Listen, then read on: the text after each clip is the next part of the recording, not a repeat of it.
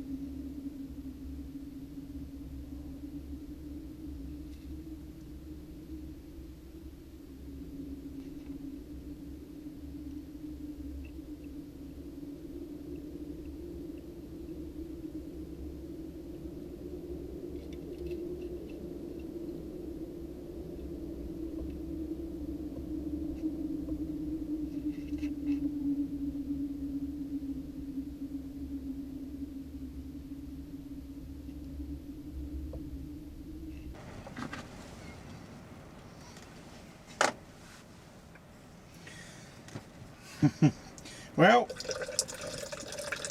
I'm sitting in the fish house, day 3.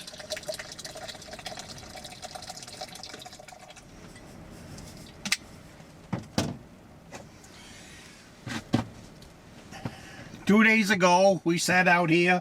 I had a buddy come up for the day. We sat out here from 8 o'clock in the morning until dark. We ended up with a nice salmon, 19 inches, 2 pounds, real fat one, native. All of his fins was on him. He wasn't a stocked one. Beautiful fish. And we also caught, I'm fishing in 65 feet of water, about 2/10 of a mile from this fish house. And I caught 2 burbot, here in the state we call them cusk. And those were 3 pounds apiece. I want bigger. I like to see them between 5 and 10 pounds. I'm fishing with bait that's 7 inches long. I have 4 suckers right on bottom, and I have 1 shiner just under the ice. That will probably, usually that'll give you a salmon by the end of the day, but we'll see.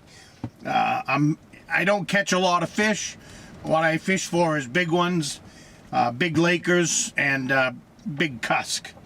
So you might sit here for a week for 1 flag, but hopefully that 1 flag will be an 8 to 10 pound burbot or an 8 to a 10 pound lake trout. And that's the kind of fishing I do. It's just, I have the patience to sit here day after day after day until that 1 fish will bite.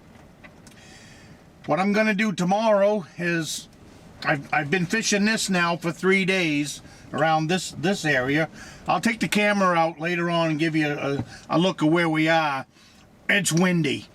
It's really windy. That's why I'm doing the video inside the fish house. And 2 days ago we got a foot of snow while we was out here. And true to what these videos are all about, you never know what's going to happen to you in the course of a day. We didn't have any problems out here all day. Fished out here in a foot of snow, no big deal. 5 o'clock came, it's dark, it's time to pick up our traps and time to head home. Well, I left my shovel out here in the fish house because it's not really that big of a deal. It's about a 3-mile ride back to the cabin. It's not a big deal. So I like to leave a shovel here in the fish house because I shovel the snow away from my traps. It's we got about a foot of snow right now. We got close to 2 feet of ice. So I leave a regular snow shovel out here for moving the snow before I drill my hole. But what we didn't know was going to happen to us while we was out here is a grader. A grader came by, and in the state of Maine, because we get so much snow up here in northern Maine, is once in a while a grader will come through. Not often, thank God. But he pushed back the snowbanks. They push back the snowbanks so they can make room for more snowbanks. So I have one road that I got to cross. It's the road that my driveway is on. I have to cross it and go up the other side and then out through the woods on the Silverback Trail to get back to my cabin. Well, that grader came by and he pushed that snowbank back so it was at least, I would say, 8 to 10 feet tall, right up to a point. Dark as the ace of spades. It's, you know, it's after dark now by the time we get back to the highway. And I went for it to get up over it because I knew I didn't have a shovel with me. And there's my snowmobile right on top. It was just like a teeter-totter, and I was stuck tight. You know, when you get them big ones stuck, they're stuck. And usually I have a shovel with me because next trip out I throw one in my sled and I've always got a shovel with me. But here we are scooping the ice and snow out from underneath my snowmobile with an ice scoop. And I did have a flashlight with me, and I did have my, I got my regular go bag with me anyways. But what I would have given for that shovel that I left back here in the fish house. So if I couldn't have got that snowmobile off that snowbank, I was going to have to walk back to the cabin and get a shovel and then go back. And we had 2 snowmobiles on the back side of that snowbank after that grader had come through. So you just never know when you're going to find yourself in a situation that you're not prepared for. And by me leaving my shovel back here, well, I wasn't prepared for it. So anyways, I just thought you might find that interesting. I'll probably cut it back a little bit so it ain't quite so long. But in a few minutes, I've got a little stove here. I'm gonna have me a toasted cheese sandwich with a package of oodles and noodles, and that's going to be my lunch. And with any luck, today might be the day down in that 65 feet of water that I haul up a nice lake trout or a really nice cusk burbot. It's beautiful out here. It is, other than the wind, it was a little cold this morning, but it is absolutely beautiful out here. And the other thing, I don't know if I told you, we got a foot of snow. It snowed all day. Before I left the shoreline, I have a GPS, so I can get around that way as well. And in the GPS I have, because when we left the shoreline, you couldn't see. You couldn't see a half a mile in front of you. And this lake is huge. So a compass and a GPS out here on this lake, they go hand in hand together. On my GPS, I already have waypoints, like where the fish house is setting. I have waypoints of points on the land. So in this particular one, it's just a point, Caribou Point, that I have marked out on the GPS. So I plugged that in so I could get the bearings, which worked out to be 200 degrees. So I set the compass for 200 degrees because you can't see across the lake.